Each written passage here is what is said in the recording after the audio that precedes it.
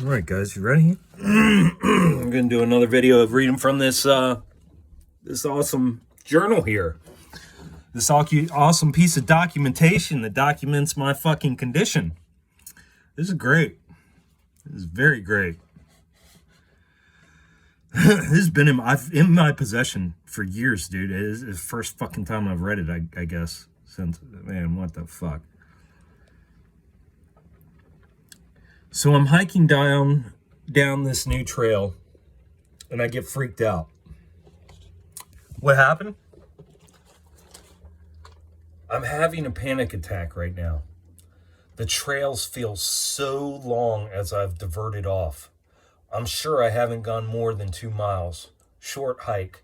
So anyways, I just found out last night Mike and Hannah are leaving on Saturday, and they won't be back until Wednesday. Awesome. It's his birthday, and they are going to have a great time. My point is, I had been planning on them being gone just for the weekend, me getting Aiden, us watching the dogs, Aiden going back, them getting home, everything back to normal. The point is, I have no idea how I'm going to do alone, and it overwhelmed me when I hit this this curvy part in the trail. Blurry vision, dizzy, lightheaded, nauseous, went numb, felt like I was going to pass out. So I pulled out my pen and paper and started to write. I got the first 2 sentences and had to stop. Third sentence, and then I pushed the pen and paper far away and breathed and focused and relaxed. Had I written while my mind was racing the words I wrote, I would have been so much more vivid and thorough because it... Sorry, guys. I'm having a hard time reading.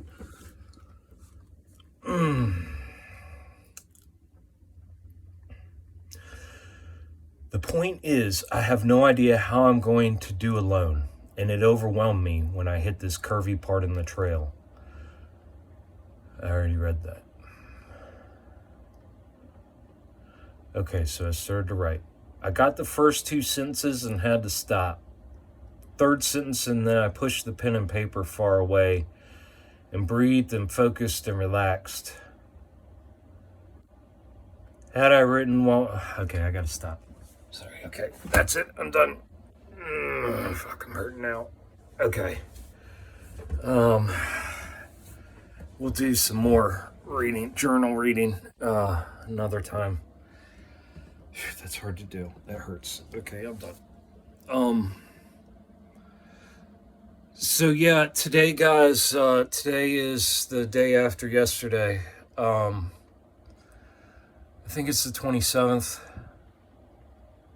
Friday. Yesterday I did all that work at the farmhouse. I'm hurting. I slept good though. I almost had insomnia. If I wouldn't have worked my dick off yesterday, I probably would have had insomnia last night, but man, was I just so drained. I think I finally fell asleep at like midnight or something. Hurting today and a lot of physical pain, but otherwise emotionally, every other way, I'm feeling amazing, guys. I'm still foggy. I'm still, those things. But yeah, I did not, I had to get up this morning and start diagramming that breaking generational abuse, because that's how hard it was on me. It was as hard on me as when I started making these videos last Saturday. I mean, it's just, you can't ignore it. That's what I'm trying to say.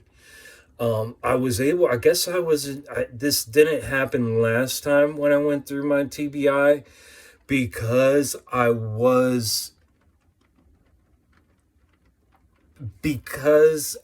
able to have my family. Remember, my family came in and rescued me. They rescued me because it's the same thing. I was stuck in my house. It was the same thing as I was dealing with before I started making these videos. And instead of calling my family to rescue me again, I decided that it was time to grow up. That it was no longer time for other people to come and rescue me. in the sense of running away, because I couldn't go away. Last time, it was so important. Every time I had my kids, not being around my kids really took its toll on me last time. So that was the main thing with wanting to stay here. The second was the responsibility I've just felt, because I've been sober, like I said, for over a year now. So now, like, there's no hiding from anything.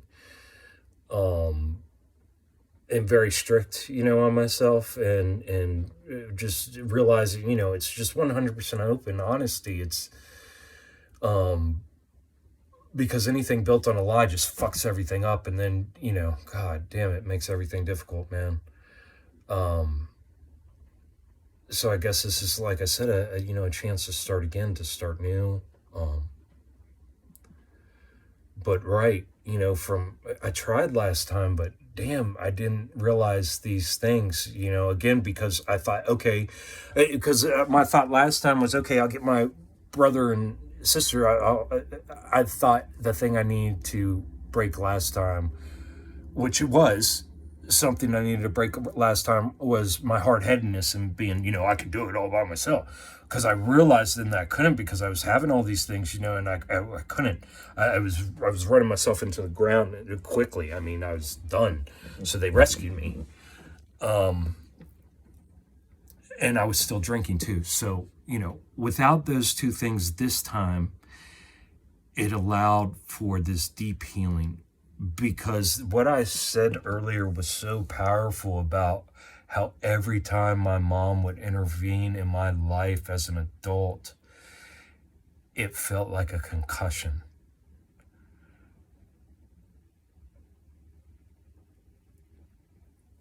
And then that's when I realized, I knew I was abused as a kid, and I had admitted I'd faced it. Like I said, I completely forgive my mom. But it's like, for some reason, the universe isn't moving on, if that makes any sense. It's like things are halted, and perspectives are skewed, and things aren't getting computed correctly. And I just feel like that's part of the thing that's going to fix that, and allow, healing, more in-depth healing. Like what we're finding with this is, they're saying, yeah, you can go to a physical therapist, but if you're just massaging something, but if the thing is damn. But I'm thinking, guys, you know what I'm thinking? I'm thinking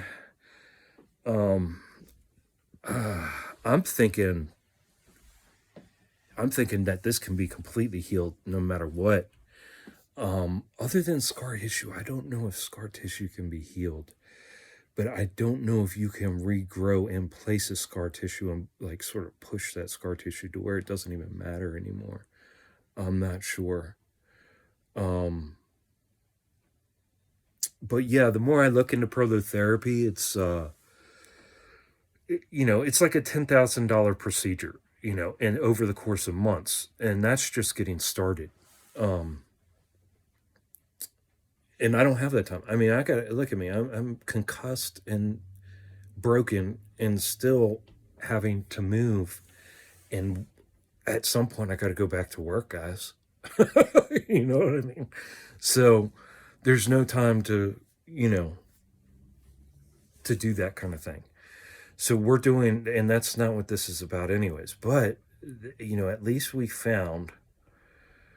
are on the right path. We are doing all the natural things. Everything we're doing is completely free and open and available, and should have been taught to us as children, because we should never get this far along in our damage and trauma. These things should have been healed a long time ago, and it's comes from generations, and it comes from people accepting things and being lazy and not fixing things, and then their children coming out like this, broken. But this one's getting healed, and all of you are getting healed along with me, and it's going to be a hell of a ride. It already has been. Guys, it hasn't even been a week. Look how far we've come. I was in a corner cowering, calling you guys motherfuckers and begging and for help, and I mean, not even a week ago, and you know, but yeah, I want to do more journal readings with you all. I got to be honest with myself though. I got to heal. Because all these other things are great for emotion and all these other ways, and it will affect and make it much more rapid physical healing as well. But at the same time, being in the middle of a concussion and possibly having joints and everything else placed completely wrong and broken at the moment, and pinching on nerves and doing things they're not supposed to, and I have to focus, number one, on healing. So I'm not pushing this kind of thing. These are things that I have to do. And I'm doing them as we go along. See, that's why this documentation is so important. Again, that was for me, but then second of all is for my kids, because guys, you can't let somebody else fucking control you. No matter, anybody can say I love you. That is, anybody can say those 3 words. The only people who can't say the words I love you and tell you physically that I love you is somebody that is unable to speak. Otherwise, anybody can tell you, I love you. I love you is not a word, guys. Love is not a word. It's not just a verbal thing that comes out of your mouth. Guys, love is an action. Love is a feeling. Love is known. Love doesn't have to be said. And when love is said and you cringe, you're like, ooh. Those are things, that's trauma. Then those are things that need to be addressed immediately. As soon as you can. So you need to first recognize that there's a problem there. But, it's a hold. These people have holds on you. They got holds on you. You're not supposed to feel shameful every day of your life about everything you do. You're not supposed to have all that guilt, and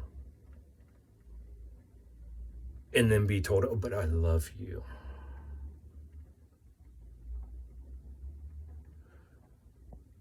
We're going to go more into all that, guys, into narcissistic, sociopaths, psychopaths. We'll go into all that stuff. Again, I've known all that for, oh, man, so much, guys. Maybe we'll just make it a learning channel, too, or just a reminder channel. A lot of people know this kind of stuff, but, you just forget. You watch something crazy like this and then go about your life and things just go back to normal, and sometimes normal is not good. And if your life is not what you want it to be, maybe you need to look into these types of things and be like, wait, what the fuck is going on? Maybe I got trauma going on. Why am I deciding? Why am I doing the wrong thing constantly? Why am I constantly falling back? Maybe you got this problem. Maybe you got an underlying physical problem. Something small and stupid that you've gotten all the scans, you've been scanning, and they just people telling you crazy, and you got ADHD and bipolar and all these other problems, but it's actually coming from like a displacement that's kinking up on your vagus nerve, and you've been feeling like you're crazy for years, and everybody now thinks you're crazy, and everybody just writes you off. Well, if you don't get meds, and then we don't really give a fuck what happens to you, That was your one chance. Take the meds or shut the fuck up. Our lives are hard enough. And that's the thing, that's how love is shown. Love is shown if you just write people off like that, or you go, oh shit. Now you as being sick, you can't take somebody else's time and, all their time and attention and expect them to heal you. You got to heal yourself. That comes from you.